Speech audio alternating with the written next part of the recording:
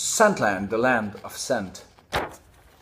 Hello and welcome, Chris, back with another edition of Fragrantic Timeline. This time looking at the year of 2000. I know I've been promising 78, but 2000 seems to be very interesting because it was, to me, the last year of innocence.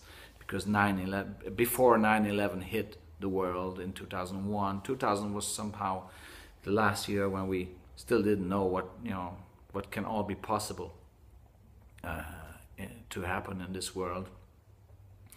And in regards to fragrances, it was interesting as well because the market seemed to be wanting to break away from all the aquatic, citrus, fresh, mainstream stuff that has been coming out ever since CK1 and Acqua di Gio. So it had some interesting releases as well, like Aigner pour Homme, I can remember, or Green Energy by Givenchy, or Body Chorus by Yves Saint Laurent, or even Aura by Giacomo from the great nose of Henri Berger with his futuristic lifestyle, futuristic design lifestyle. Very nice design and a great fresh spicy fragrance, honorable mention in this review. So the last year of innocence gave us some good male fragrances, but also female fragrances like Sentiment, and then what was out there, stuff like Intuition from Estée Lauder, Ralph by Ralph Lauren, Miracle by Lancôme for the female market, but also Gucci Rush, for example, for the male department. So for the male fragrance department, put it that way. So there was some very good releases there, some attempts to break away again from your aquatic stuff. And obviously later in the review I will gonna be introducing you to my top 3 men's designer releases of the year 2000, which are all in that genre, in that aromatic spicy genre. But before that, I would like to put the year into a context and what the year 2000 was all about, at least to me, my sort of impressions of that particular year. Obviously the Summer Olympics, I'm not a great fan of Olympics, but I remember Sydney Olympia was great. It was very refreshing, and there was some good stuff going on. It was somehow, again, the last year of innocence. It sort of had this feeling about it, especially in retrospect, in hindsight. I can say that it has been never the same since, in my opinion. What else did happen? The great bridge between Denmark and Sweden was handed over, connecting the two countries, right? No more, shipping or ships moving back and forth between the two countries. That was this huge bridge, and I traveled on it last year. It was great. It was fun. And in regards to sports, my favorite Formula One driver ever, Michael Schumacher, won the first title for Ferrari. What a year. Fantastic. In terms of movies, Gladiator, The Perfect Storm came out, Mission Impossible 2. In terms of music, I don't really remember. I remember maybe Coldplay with their debut album, and Sinead O'Connor coming out as lesbian, and maybe Metallica did Whiskey in the Jar, still with Jason Newsted at the time. And it wasn't great that year for aviation, for the aviation industry. I think, you remember the Concorde crash in Paris, and I think there was Kenyan Airlines crashed, and Alaska Airlines crashed, so that was not a good year for aviation.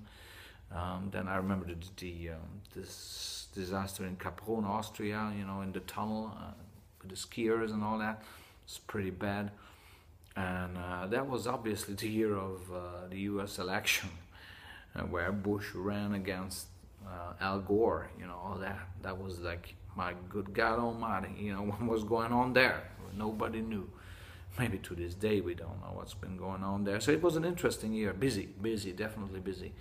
And I have my top 3 releases of male designer fragrances of that year, and on spot number 3 there's the traditional Austrian house of Knieze, who celebrated their the release of their fragrance called Knit Satin, the 75th anniversary of Knit Satin, and they decided to come out with a golden edition of Knit Satin in 2000, obviously marking the 75th anniversary of Knit Satin. And you could say, well, this is a flanker.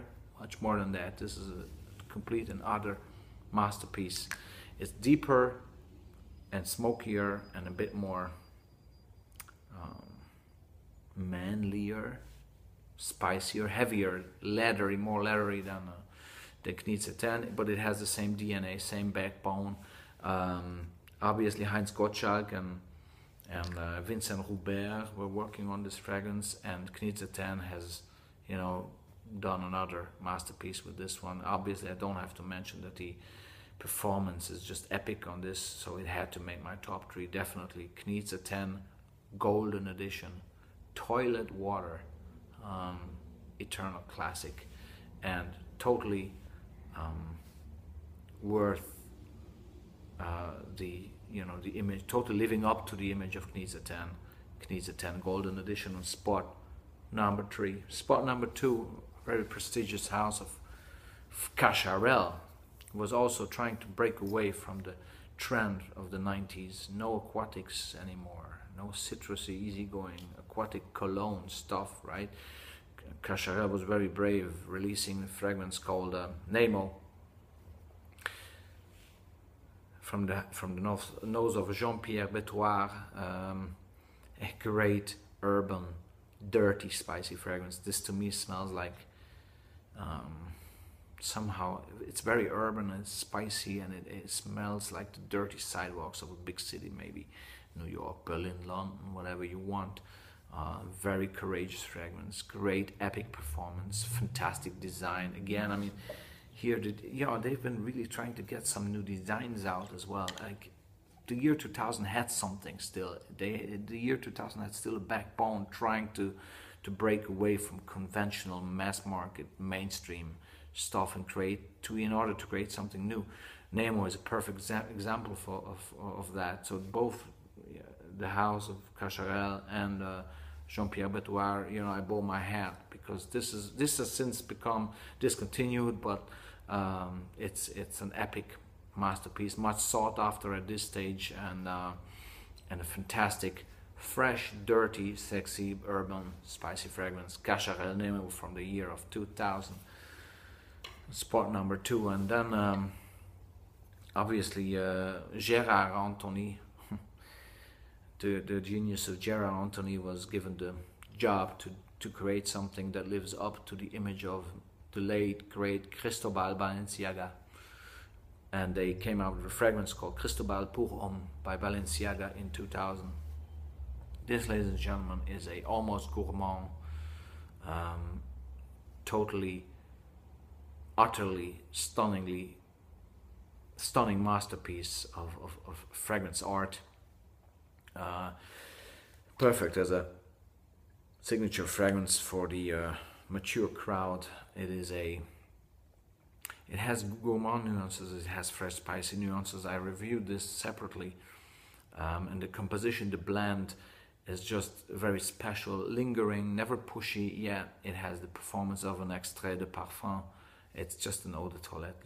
That again shows you that the year 2000 was, here's the same. I mean, it's like, but also aura even, and Knit Satin. These fragrances have a performance that is so utterly stunning that it leaves any niche release from today standing behind in the corner crying, because these juices were really good. So I don't buy into the current stuff or marketing that eau de parfum, extrait de parfum, or niche and mainstream. No, interestingly, 20 years ago or 17 years ago, the designers were capable of putting stuff, quality juices to the market that performed and that had the quality and had a special aspect to them.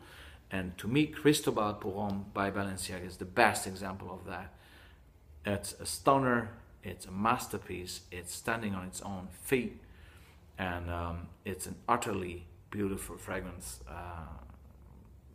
very perfect to be a signature fragrance for the mature gentleman.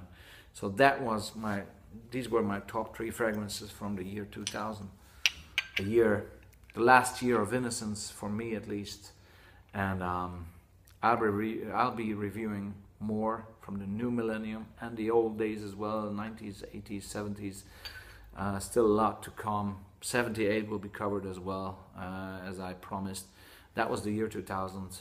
I hope you enjoyed it, and let's take a look at maybe next time 78, 85, 2008. Let's see what comes. Take care. Thanks very much for watching. It was a pleasure. Bye.